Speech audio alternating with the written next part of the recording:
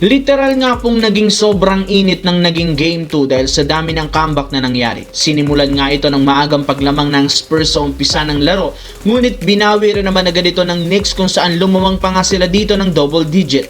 Pero hindi rin naman basta-bastang nagpatalo ang Spurs nang magkaroon sila ng last minute run sa huling segundo ng fourth quarter kung saan naitabla pa nga nila ang score sa 104. Ang problema, nagkanda leche-leche lamang ang kanilang team at bigla nga pong nasira ang momentum sa nagawang pagkakamali ni Wembanyama last seconds nang ipasa niya ang bola sa nakatalikod na si Stephen Cassell na nagresulta ng turnover at foul matapos makakuha ni Jalen Bronson ang bola.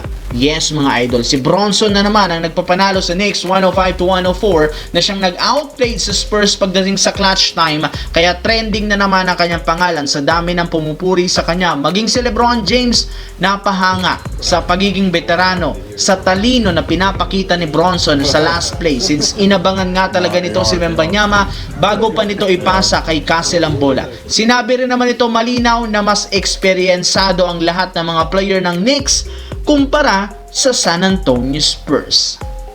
Samantala, simula nga po ng hindi maganda ang performance ni James Harden sa Cleveland Cavaliers sa kanilang kampanya ngayong playoffs, naging questionable agad ang kanyang future sa team kung mananatili ito sa lineup o hindi na.